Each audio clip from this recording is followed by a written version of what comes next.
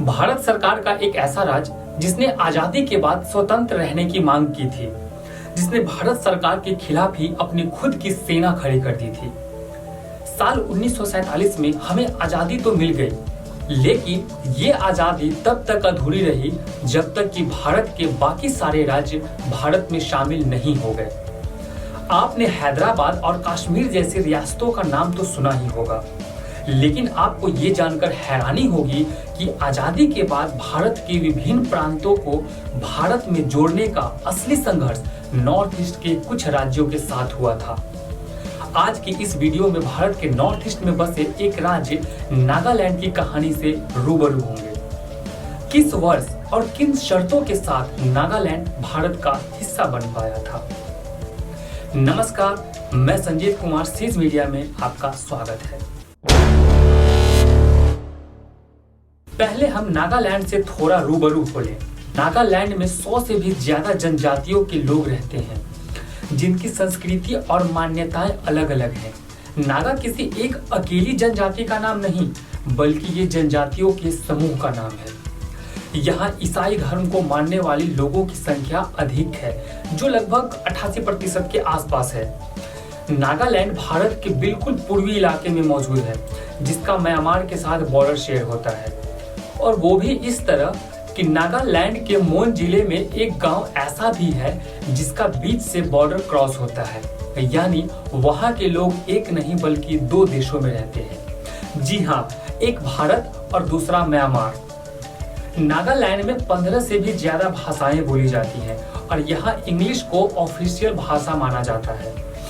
अंग्रेजों ने अपने कार्यकाल में नागालैंड में एक छावनी बनाई थी और यही छावनी आज के वक्त में नागालैंड की राजधानी कोहिमा है। नागा जनजाति जिन पहाड़ों पर रहते थे वो नागा हिल्स के नाम से जाना जाता था। नागा हिल्स तमाम संसाधनों से भरे पड़े थे और यही कारण था कि उस पर अंग्रेजों की नजरें थीं।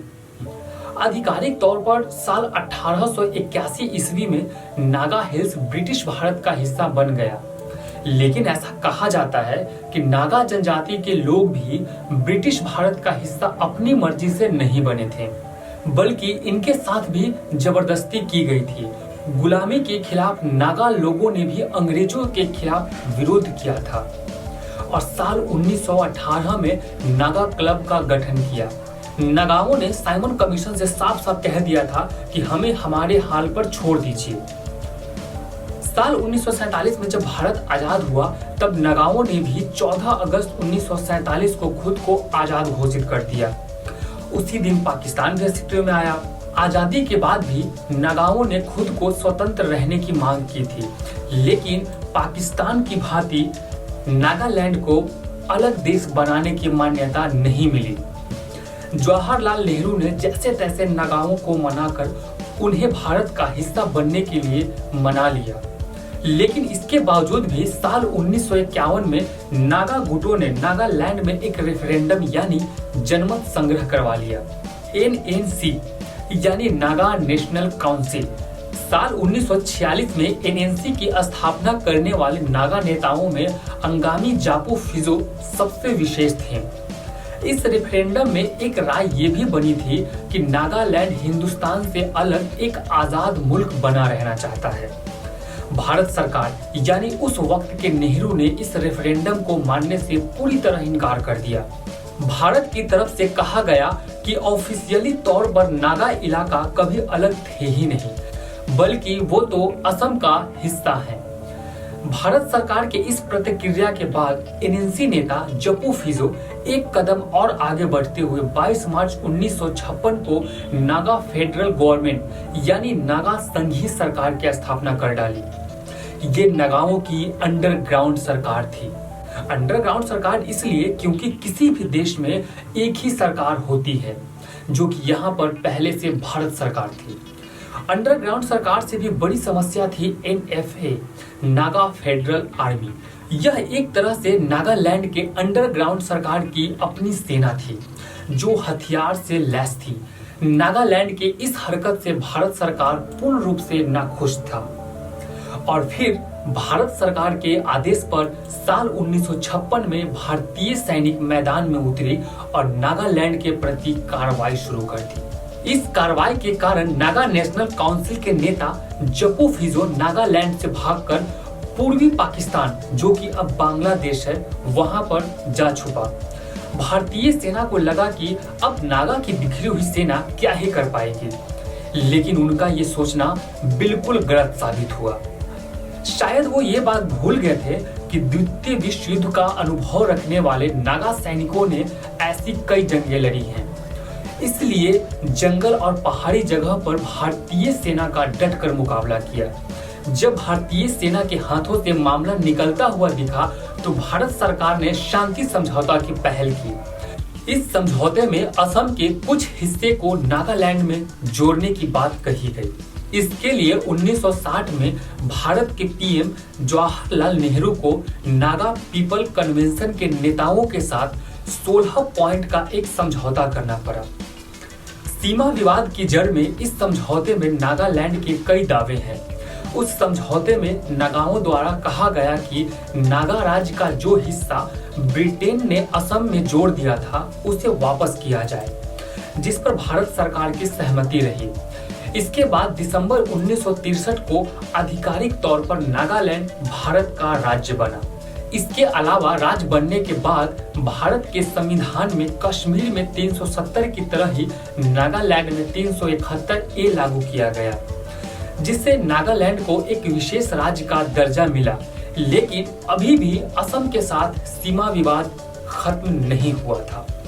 इसके लिए साल 1971 में एक कमीशन का गठन किया गया, लेकिन इस कमीशन की सिफारिशों को नागालैंड ने स्वीकार नहीं किया। इसका परिणाम ये हुआ कि 16 हेक्टेयर की जमीन अब भी विवादित बनी हुई है। असम और नागालैंड 434 किलोमीटर का बॉर्डर शेयर करता है। सहूलियत के लिए इन्हें 6 एडमिनिस्ट्रेटिव भाग में बांटा गया है, जिसे सेक्टर ए से एफ तक नाम दिया गया है। ये सभी असम के जिलों में पड़ते हैं। नागाओं की मांग है कि सेक्टर ए, बी, सी और डी की 12,883 स्क्वायर किलोमीटर की जमीन उन्हें दे दी जाए। उनका कहना है कि ये जमीन ऐतिहासिक रूप से उनकी जनजातियों की है और 16 पॉइंट की समझौता में इसे सौंपने का दावा किया गया है।